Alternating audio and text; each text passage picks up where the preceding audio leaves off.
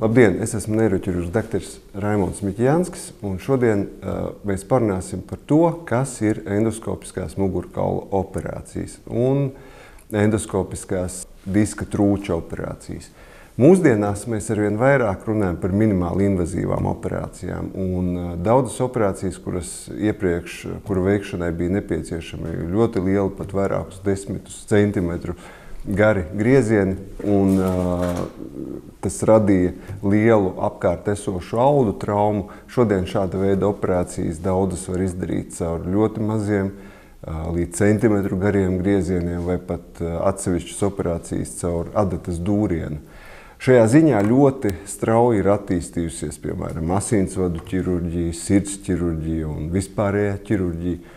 Šodien vairs nevienam izbrīnu nerada, piemēram, laparoskopiska žultspūšu izņemšana, jeb laparoskopiska holecistektomija. Un agrāk pēc šāda veida operācijām ar lieliem griezieniem un lielu operācijas traumu pacientiem bija nepieciešams slimnīcā pavadīt pat vairākas nedēļas, tad šodien pielietojot šīs minimāli invazīvās tehnoloģijas, pacients var iet mājās jau nākamajā dienā. Biportālā mugurkaula endoskopija ir mūsdienīga tehnoloģija minimāli invazīvu mugurkaula operāciju veikšanai. Visbiežāk šīs operācijas tiek veiktas diska trūču un mugurkaula kanāla vai starpskriemeļu atveru, kuras mēs zinām arī kā foraminālās atveres, stenožu jeb sašaurinājumu gadījumā.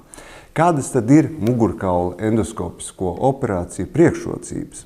Tā ir būtiski mazāka muskuļu trauma. Tas rada arī daudz mazāk pēcoperācijas sāpju.